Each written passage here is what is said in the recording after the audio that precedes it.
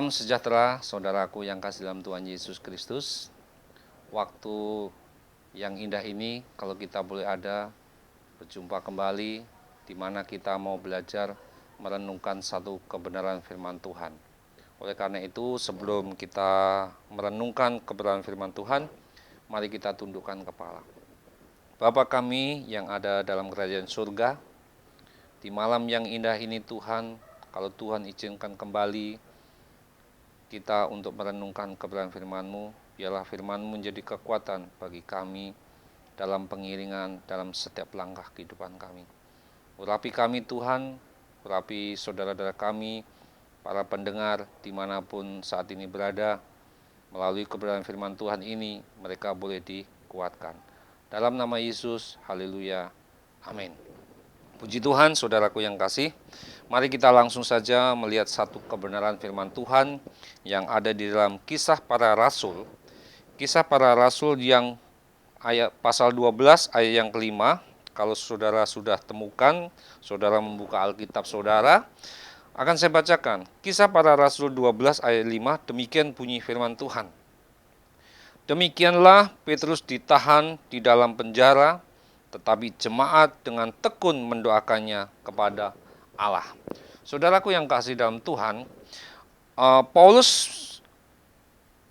mengingatkan kepada kita, mengingatkan bahwa sebagai orang percaya itu, saudaraku yang kasih, mengalami satu penderitaan. Penderitaan yang kita alami satu dengan yang lain adalah sangat berbeda-beda. Tetapi kita yakin dan percaya bahwa ayat ini menunjukkan kalau orang yang dipenjara tentunya sudah tidak mempunyai satu pengharapan. Kalau kita melihat dari awal sampai akhirnya bagaimana perjalanan Petrus sebagai murid Tuhan Yesus. Nah, oleh sebab itu, dalam kehidupan kita, mau tidak mau, suka atau tidak suka, penderitaan itu harus kita jalanin. Penderitaan kita harus jalani. Karena mengikut Tuhan, Tuhan pun tidak berjanji akan hilang atau tidak mengalami penderitaan. Sebab itu, kalau kita perhatikan di dalam Kisah Para Rasul, judulnya aja, Yakobus mati, Petrus dilepaskan dari penjara. Saudaraku yang kasih, mungkin dalam kehidupan kita, banyak sekali pengalaman-pengalaman yang kita hadapi, persoalan, permasalahan, seringkali kita bingung. Kemana kita harus pergi? Kemana kita harus mengambil satu tindakan? Seringkali permasalahan yang ada dalam hidup kita seakan-akan kita terpenjara. Kita tidak bisa berbuat apa-apa. Ada satu hal yang sangat menarik dalam hidup kita, yaitu apa? Bahwa di dalam penjara, Petrus masih punya satu dukungan. Yaitu apa? Di mana jemaat itu tekun mendoakan. Jadi intinya saudara, bahwa kita dimanapun berada masih bisa berdoa. Dengan kekuatan doa saudaraku yang kasih dalam Tuhan, segala persoalan, segala masalah yang kita hadapi, kita bisa terselesaikan. Kenapa? Karena doa satu hubungan dengan Allah. Dan Allah selalu mendengarkan apa yang menjadi satu penderitaan kita. Nah, oleh sebab itu, saudaraku yang kasih dalam Tuhan, kalau kita melihat di Kisah Para Rasul 12 ayat 4, sebelumnya dikatakan demikian, saudara. Setelah Petrus ditangkap, Herodes menyuruh memenjarakannya di bawah penjaga 4 regu. Masing-masing terdiri dari 4 prajurit. Maksudnya ialah supaya sehabis Paskah ia akan menghadapkannya ke depan orang banyak.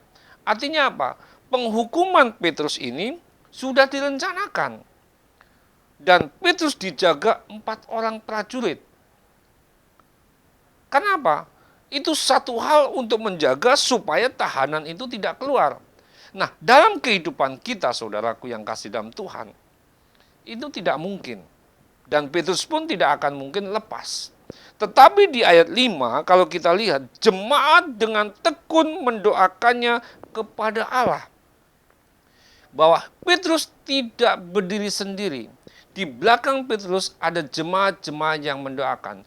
Demikian juga kita, ketika kita menghadapi masalah, persoalan hidup, kita tidak berdiri sendiri. Tetapi di balik itu, ada saudara-saudara kita yang mendukung dalam doa. Saudaraku yang kasih dalam Tuhan, permasalahan apa yang sedang kita hadapi saat ini? Kalau kita yakin dan percaya, melalui kekuatan doa, belenggu itu bisa terlepas. Namun apa yang terjadi saudara, kalau kita lihat, tentunya ada hal yang sangat menarik di Kisah Para Rasul 12 ayat 7, demikian. Tiba-tiba berdirilah seorang malaikat Tuhan dekat Petrus dan bercahaya bersinar dalam ruang itu. Malaikat itu menepuk Petrus untuk membangunkannya, katanya, "Bangunlah segera," maka gugurlah rantai itu dari tangan Petrus. Kita menggarisbawahi saudara, secara manusia itu tidak akan mungkin. Mustahil lah orang tangan kiri kanan kita kakinya dirantai. Tidak mungkin. Tetapi apapun masalah yang kita hadapi, ketika kuasa Allah itu bekerja dalam hidup kita, saudaraku yang kasih, disitulah mujizat itu terjadi. Asal kita yakin. Dengan kekuatan doa inilah, saudaraku yang kasih, kita boleh dimenangkan. Oleh sebab itu, saudaraku yang kasih, dalam Kisah Para Rasul ini, berdoa dengan sungguh-sungguh saudara, dan disertai iman itu akan menghasilkan ya perkara-perkara yang besar. Mungkin secara manusia kita tidak mungkin, nggak akan sanggup. Tetapi tidak ada yang mustahil bagi Allah. Oleh sebab itu saudaraku yang kasih dalam Tuhan, malam hari ini kita jangan khawatir. Kita tidak perlu takut. Asal kita berdiri di jalan kebenaran. Kita berdiri di atas kebenaran firman Tuhan. Maka Tuhan pun akan mengadakan mujizat yang luar biasa. Asal kita benar-benar sungguh-sungguh berdoa dan yakin bahwa perkara-perkara yang besar itu akan terjadi di dalam kehidupan kita. Doa inilah yang menggetarkan surga. Menggetarkan surga dan menggerakkan tangan Tuhan, saudaraku yang kasih, untuk apa? Bertindak. Mungkin saat ini saya tidak tahu permasalahan apa, persoalan apa yang saudara hadapi. Tapi yang jelas, ketika saudara berseru kepada Tuhan, ketika saudara menyerahkan hidup saudara kepada Tuhan, dan berseru kepada Tuhan, tidak ada yang mustahil. Karena di dalam Tuhan, segala sesuatu terjadi. Bahwa Allah itu tidak pernah meninggalkan kita. Tetapi Allah itu turut bekerja dalam segala hal. Oleh sebab itu, saudaraku yang kasih, inilah menjadi renungan bagi kita. Bagaimana kuasa Allah itu terjadi di tengah-tengah kehidupan kita. Ya, doa yang kuat benar itu akan mendatangkan mujizat yang luar biasa. Ketika saudara menghadapi masalah, saudara tidak sendiri. Banyak saudara-saudara kita yang berdoa buat saudara, bahwa hidup saudara bukan hidup sendiri. Ketika saudara menghadapi masalah, saudara tidak sendiri. Tapi ada saudara-saudara kita yang selalu mendoakan. Mari kita tundukkan kepala. Terpujilah namamu Tuhan Allah Bapa kami yang di surga.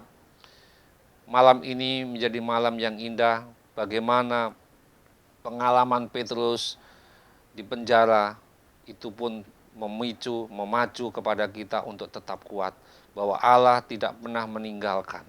Bahwa mujizat itu masih terjadi di tengah-tengah kehidupan kami bagi orang yang percaya kepada Engkau. Oleh sebab itu Tuhan, kami berdoa di dalam nama Tuhan Yesus Kristus bagi saudara-saudara kami dimanapun saat ini berada. Tuhan akan mengadakan, Tuhan akan menjamah dalam hidupnya persoalan masalah. Di dalam nama Tuhan Yesus Kristus, kuasa-Mu terjadi di tengah-tengah kehidupan. Sebab itu saudaraku yang kasih, tetap kuat di dalam Tuhan, bahwa Allah selalu turut bekerja untuk mendatangkan kebaikan. Terima kasih Tuhan. Dalam nama Tuhan Yesus kami sudah berdoa dan mengucap syukur. Haleluya. Amin.